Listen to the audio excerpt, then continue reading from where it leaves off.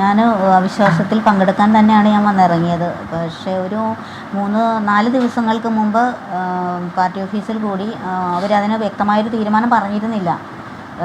അവിശ്വാസത്തിൽ പങ്കെടുക്കണ്ടെന്നോ വിട്ട് നിൽക്കണമെന്നോ അല്ലെങ്കിൽ അതിൽ നമ്മളെ അഭിപ്രായം എന്താണ് രേഖപ്പെടുത്തേണ്ടതെന്നോ അവർ നമ്മളോട് അറിയിച്ചിട്ടില്ല. എല്ലാവരും ഒരുമിച്ച് നിൽക്കുന്നു എന്ന് മാത്രം. അല്ലാതെ 18-ാം തീയതി നടക്കുന്ന അവിശ്വാസത്തിൽ നിന്ന് മാറി നിൽക്കണമെന്ന് അവർ നമ്മളോട് ആവശ്യപ്പെട്ടിട്ടില്ല.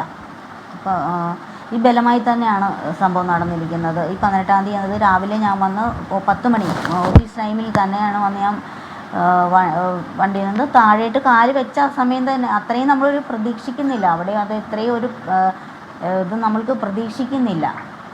പക്ഷേ എതിർപ്പുണ്ടാകും നമുക്ക് കൃത്യമായിട്ട് അറിയാം. എങ്കിൽ പോലും ഇതുപോലെ നമ്മൾ ഒരു വനിതയോട് ഇതുപോലെ ചെയ്യുന്നു, അതായത് നമ്മുടെ കൂടെ വർക്ക് ചെയ്തിരുന്ന തലേ ദിവസം വരെ നമ്മളോട് നല്ല രീതിയിൽ ഇടപെട്ടിരുന്ന ആളുകൾ ഒരു പെട്ടെന്നൊരു സംഭവത്തിൽ നമ്മളെ ഇത്രയും അറ്റാക്ക് ചെയ്യുമെന്ന് നമ്മൾ ഒരിക്കലും പ്രതീക്ഷിച്ചിരുന്നില്ല. അതിൻ്റേതായ ഒരു ആഘാതത്തിലാണ് ഞാനിപ്പോഴും. UDF കാരണം എനിക്ക് എൻ്റേതായ നിലപാടുകളുണ്ട്. അതുകൊണ്ട് തന്നെയാണ് ഞാൻ അങ്ങനെ ഒരു ചിന്തയിലേക്ക് പോകേണ്ട സാഹചര്യം. കാരണം ഞാൻ 25 വർഷം പാർട്ടിയിലുണ്ടായിരുന്ന ആളാണ്.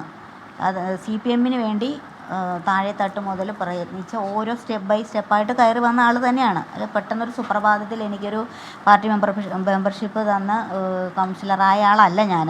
അപ്പോൾ 25 വർഷം പ്രവർത്തിച്ച് തന്നെ ഞാൻ താഴെത്തട്ടിൽ നിന്ന് കയറി വന്ന ആളാണ് ഞാൻ. അപ്പം പാർട്ടിയുടെ എല്ലാ കാര്യങ്ങൾക്കും ഞാൻ നിന്നിരുന്നു. പക്ഷേ എനിക്ക് എൻ്റേതായ ചില നിലപാടുകൾ വ്യക്തമാക്കിക്കൊണ്ട് ഞാനത് പറഞ്ഞു കഴിഞ്ഞപ്പോൾ അവിടെ നിന്നുണ്ടായ ഓരോ പ്രശ്നങ്ങൾ കൊണ്ടാണ് ഒരു എതിർപ്പിലേക്ക് വരാനുണ്ടായ കാരണം. അപ്പോൾ എനിക്ക് ഒരു വ്യക്തിക്കൊരു സ്വാതന്ത്ര്യം ഉണ്ടല്ലോ.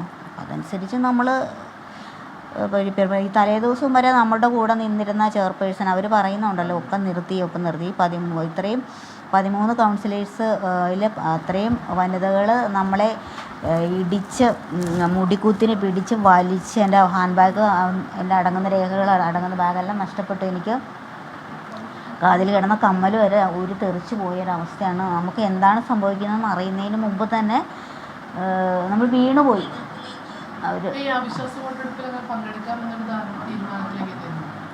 എത്തിയിരുന്നു അതെ. എനിക്ക് എൻ്റെ മനസ്സിൽ തന്നെ ഒരു ഉറച്ചൊരു തീരുമാനം ഉണ്ടായിരുന്നു. ഞാൻ അവിശ്വാസത്തിൽ എന്താ ചെയ്യേണ്ടതെന്ന് എനിക്ക് വ്യക്തമായൊരു നിലപാടുണ്ടായിരുന്നു. പാർട്ടി തീരുമാനം കാരണം പാർട്ടി നമ്മൾ ഉദ്ദേശിക്കുന്ന പോലെ എന്നല്ല. ന്യായമായ ഒരു കാര്യത്തിന് എൻ്റെ കൂടെ നിൽക്കാത്തിടത്തോളം എനിക്കതിന് എതിർപ്പുണ്ടായിരുന്നു. അതുകൊണ്ട് തന്നെയാണ് ശരിക്കും പറഞ്ഞാൽ നമ്മുടെ കൂടെ വർക്ക് ചെയ്തിരുന്ന ആളുകളെക്കാൾ ഉപരി ഒരു സ്ത്രീയുടെ മാനത്തിന് വില പറഞ്ഞുകൊണ്ടിരിക്കുന്ന ഒരു സമയമാണ്. കാരണം എൻ്റെ വസ്ത്രം വലിച്ചഴിച്ച് ഇത്രയും പൊതുജനമധ്യത്തിൽ ഈ വനിതകൾ ഏതായാലും കൗൺസിലർമാരല്ലാതെ ഒരുപാട് ഓഡിയൻസ് വനിതകളുണ്ടായിരുന്നില്ല, പുരുഷന്മാരായിരുന്നു ഏറെ. ആ പുരുഷന്മാർ തന്നെ ആണ് എൻ്റെ വസ്ത്രം വലിച്ചഴിക്കാൻ. കാരണം എങ്കിൽ മാത്രമേ ഞാൻ അത് പുറകോട്ട് പോകുള്ളൂ എന്ന് അവർക്ക് വ്യക്തമായിരുന്നു. അല്ലെങ്കിൽ ഒരു പോലീസ് മേധാവി എന്നോട് ചോദിച്ചു നിങ്ങൾക്ക് എന്താ വേണ്ടതെന്ന് ചോദിച്ചാൽ പറഞ്ഞാൽ എനിക്ക് മുനിസിപ്പൽ ഓഫീസിലേക്ക് കയറണം എന്നാണ് ഞാൻ ആവശ്യപ്പെട്ടത്. എനിക്ക് ഉള്ളിൽ കയറാനുള്ള അവകാശം തരണം, ബാക്കി കാര്യം ഞാൻ ചെയ്തോളാം ആണ്. പോലീസ് കുറേ പോലീസ് ഫോഴ്സ് അവിടെ ഉണ്ടായിരുന്നു. എങ്കിൽ ശരിക്കും എനിക്ക് തോന്നുന്നു ഇവരെ പറഞ്ഞാൽ കേൾക്കുന്ന ആളുകളല്ലേ. പോലീസിന് ഒരു വനിതയ്ക്ക് പ്രൊട്ടക്ഷൻ തന്നുകൂടായിരുന്നോ എനിക്ക് അവർ മുനിസിപ്പൽ ഓഫീസിലേക്ക് കയറാനായിട്ട്? അപ്പോൾ അവരെന്നോട് ആക്രോശിക്കുന്നുണ്ടായിരുന്നു. ഞങ്ങൾ വെളുപ്പിനെ ഇന്നലെ മുതൽ ഇവിടെ കരുതി തന്നെയാണടി നിന്നിരുന്നത് നിന്നെ അകത്തോട്ട് കയറ്റാതെ ഇരിക്കാൻ. ഞങ്ങളിവിടെ അപ്പോൾ ലോക്കൽ സെക്രട്ടറിയൊക്കെ ആക്രോശിക്കുന്നത് എനിക്ക് കേൾക്കാം. അവളെ കൊന്നുകളയടാ പിന്നെ എന്ന് പറയുന്നത് എനിക്ക് വ്യക്തമായിട്ട് കേൾക്കാമായിരുന്നു. അതുപോലെ ഈ മറ്റ് കൗൺസിലർമാർ അവിടെ ഉണ്ടായിരുന്നു ഓഫീസിൽ വെച്ച് ശരിക്കും എന്താണ് സംഭവിച്ചത്? മറ്റ് ചീത്ത വാക്കുകളോ അല്ലെങ്കിൽ ഈ പറഞ്ഞ പോലെ ഉപദ്രവകരമായ രീതിയിലോ ഒന്നും പെരുമാറിയിട്ടില്ലെന്നാണ് ഇപ്പോൾ PB രതീഷ് പറയുന്നത്. പക്ഷേ ഇവർ വണ്ടിയിലേക്ക് ഞാൻ പറഞ്ഞല്ലോ, ഇവർ വണ്ടിയിൽ അവളെ പിടിച്ച് വണ്ടിയിലേക്ക് വലിച്ചു കയറ്റടാന്ന് പറഞ്ഞത് വൈസ് ചെയർമാനാണ്, ശ്രീ സണ്ണി കുര്യാക്കോസാണ് വണ്ടിയിലേക്ക് അവളെ വലിച്ച് അവരെ ഫേസ്ബുക്ക് പോസ്റ്റ് പറയുന്നത് ഞങ്ങൾ അറിഞ്ഞിട്ടില്ല, ഞങ്ങൾ അവിടെ ഇല്ല. പക്ഷേ പൊതുജനത്തിൻ്റെ കണ്ണ് മൂടി കെട്ടാൻ പറ്റത്തില്ലല്ലോ. മീഡിയ എന്ന് പറയുന്നത് സത്യമുള്ള കാര്യമില്ല. അപ്പോൾ വലിച്ച് അവളെ ആ വണ്ടിയിലേക്ക് കയറ്റടാന്ന് പറയുന്നത് നമ്മൾ പ്രതിരോധിക്കുന്നതിലും ശക്തമായിട്ടാണ് അവിടുന്ന് തള്ളു വന്നത്. അപ്പം എനിക്ക് ഒരു വനിത എന്നുള്ള രീതിയിൽ അവർക്കറിയാം എന്ത് ചെയ്താലായിരിക്കും ഞാൻ ഒരു പക്ഷേ ബാക്കിലേക്ക് പോകാമെന്ന്. അതുകൊണ്ടായിരിക്കും അവരെൻ്റെ വസ്ത്രം വലിച്ചഴിച്ചത്. എനിക്ക് അപ്പോൾ അവിടെ ശരിക്കും പറഞ്ഞാൽ ഞാൻ പ്രതിനിധാനം ചെയ്യുന്നൊരു വാർഡാണ് 15-ാം ഡിവിഷൻ എന്ന് പറയുന്നത്. എൻ്റെ വസ്ത്രം അവർ വലിച്ചഴിച്ച് എനിക്ക് ഇവിടുത്തെ സാരിയുടെ ഈ കുത്തു കഴിഞ്ഞപ്പോഴും എനിക്ക് എൻ്റെ വസ്ത്രം എൻ്റെ മാനം കാക്കണമല്ലോ ആദ്യം. അതാണല്ലോ ഞാൻ പിന്നെ അവരുടെ മുഖത്ത് ഞാനിപ്പോൾ ഏത് മുഖത്തോടെയാണ് മറ്റുള്ളവരെ പിന്നെ നോക്കുന്നത്.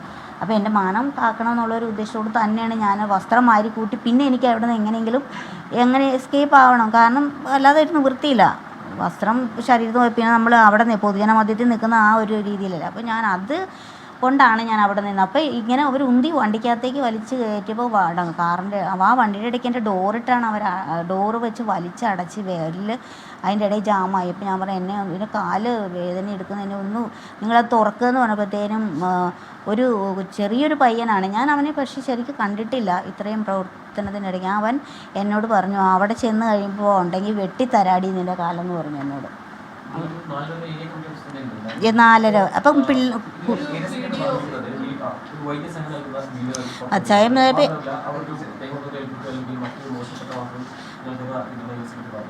അവനും AC ഓഫീസിൽ ചെന്നതിന് ശേഷം ദേഹോപദ്രവം ആയിട്ടില്ല. പക്ഷേ ഈ ജനക്കൂട്ടത്തിൻ്റെ ഇടയ്ക്കിൽ വച്ച് വനിതാ സഖാക്കൾ എൻ്റെ കഴുത്തിനെ കുത്തിപ്പിടിച്ച് അവർ പുരുഷ സഖാക്കൾക്ക് ഇട്ട് കൊടുക്കുന്ന ഒരു പ്രവണതയല്ലേ ഉണ്ടായത്. അപ്പം പിന്നെ ഉപദ്രവിച്ചില്ല എന്ന് പറയുന്നത് ശരിക്കും ഞാൻ ടയേർഡായിരുന്നു.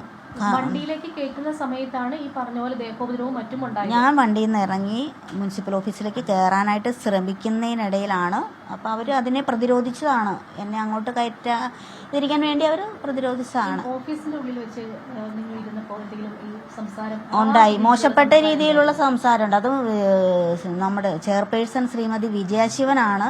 ഞാനൊന്നും അവരെ ഒരിക്കലും അങ്ങനെ കണ്ടിട്ടില്ല. അവരെ ഞാൻ എൻ്റെ ഒരു സഹോദരിയെ പോലെ തന്നെയാണ് കണ്ട് കൂടെ നിന്നിരുന്നത്. അപ്പോൾ അവർ വളരെ മോശമായിട്ട് നിൻ്റെ ഭർത്താവ് മരിച്ച സമയത്ത് നിന്നെ ഞാൻ അങ്ങനെ സഹായിച്ചില്ലേടി, നിന്നെ ഞാൻ ഇങ്ങനെ സഹായിച്ചില്ലേടി, കോവിഡ് വന്നാണ് എൻ്റെ ഭർത്താവ് മരിക്കുന്നത്.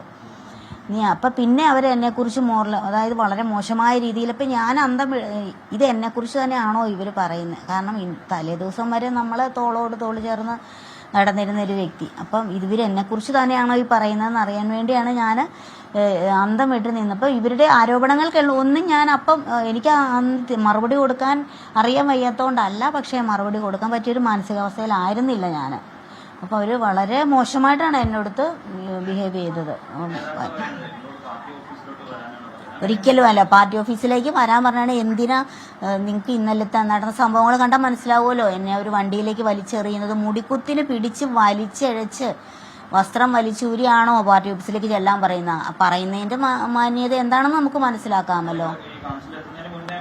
കൗൺസിൽ ഇല്ല ഒരു നിർദ്ദേശം. ഞാൻ ആ നിർദ്ദേശത്തിന് ചെവി കൊടുത്തില്ല എന്നുള്ളതാണ്. ഒരു 4-5 ദിവസങ്ങൾക്ക് മുൻപ് പിന്നീട് ഇല്ല കാരണം അങ്ങനെയൊന്നും ഒരുമിച്ച് നിൽക്കുക അങ്ങനെയൊന്നും പറഞ്ഞിരുന്നില്ല. ഒരു നിർദ്ദേശം അവർ തന്നിരുന്നില്ല. എന്തൊക്കെയാണെങ്കിലും ശരി, ഞാൻ വേറൊരു കാര്യം പറയാൻ ഉദ്ദേശിക്കുന്നത് എന്താ വെച്ചാൽ, നമ്മൾ ഇത്രയും ഒരു വിധവയായ ഒരു സ്ത്രീ, ഒരു ജനപ്രതിനിധിയെ പ്രൊട്ടക്റ്റ് ചെയ്യേണ്ട ആളുകൾ തന്നെ ഈ രീതിയിൽ ചെയ്ത് ശരിക്കും വളരെ മോശമായൊരു പ്രവൃത്തിയാണ്. പിന്നെ അങ്ങനെ ചെയ്യാൻ പാടില്ല. ഒരു സ്ത്രീയോടും അങ്ങനെ ആരും ചെയ്യാൻ പാടില്ല എന്നുള്ളതാണ് ഞാൻ പറയുന്നത്. എന്താന്ന് പറഞ്ഞാൽ അവർ ശരിക്കും അവർക്ക് നല്ല മർദ്ദനം ഏറ്റിട്ടുണ്ട്. റെജി ജോണ്, അതുപോലെ തന്നെ അവരുടെ കൂടെ ഉണ്ടായിരുന്ന ലിസി ജോസ്, മരിയ ഗോരോത്തി, അവരുടെയൊക്കെ കൈയുടെ ഇത് തിരിഞ്ഞു പോയി എന്നാണ് അറിഞ്ഞത്. ഇതിലിട്ടേക്കാണ്. പിന്നെ മുഖത്ത് മുറിവുകളുണ്ട്. അപ്പോൾ അവരെ ഒന്നും ചെയ്യല്ലേ, എന്തിനാ അവരെ ഉപദ്രവിക്കുന്നേ, പറഞ്ഞാൽ മനസ്സിലാക്കാമല്ലോ, എന്തിനാ അവരെ ഉപദ്രവിക്കുന്നതെന്ന് ചോദിച്ച് കൈ വിരിച്ച് പിടിച്ചാണ് ഈ റെജി ജോൺ എന്നെ സംരക്ഷിക്കുന്നത്. എനിക്ക് കാണാമായിരുന്നു. അതുപോലെ വിൽസൺ ചേട്ടനും അതുപോലെ തന്നെ UDFിൻ്റെ കൗൺസിലേഴ്സ് എല്ലാം അവരൊരു പക്ഷെ അവർ ശരിക്കും അങ്ങനെ തന്നെയാണ് കേട്ടോ. അപ്പം മുൻപുള്ള സമയങ്ങളിലും മറ്റുള്ളവർ നമ്മളോട് ഇപ്പം എന്തോ ഹാഷായിട്ട് നമ്മളോട് ബുദ്ധിമുട്ടിയാക്കി പെരുമാറി കഴിഞ്ഞാലും അവരൊരിക്കലും അതൊരു രാഷ്ട്രീയം എന്ന് പറയാൻ പറ്റിയ മനുഷ്യത്വപരമായിട്ട് നോക്കിയാൽ പോലും അവർ ശരിക്കും നല്ല രീതിയിൽ തന്നെയാണ് നമ്മളോട് ഇടപെട്ടിട്ടുള്ളത്. അത് ഞാൻ പറയുന്നത് ഈ 25 വർഷം ഞാൻ ഈ പാർട്ടിക്ക് വേണ്ടിയിട്ട് പ്രവർത്തിച്ച ആളായെങ്കിൽ എന്നിട്ട് പോലും എൻ്റെ ഒരു മാനത്തിന് പോലും വിലയിടാൻ തയ്യാറായതുകൊണ്ട് ഞാൻ അതിനെക്കുറിച്ച് ആലോചിക്കണം. എനിക്ക് ആണെന്നുള്ള ഒരു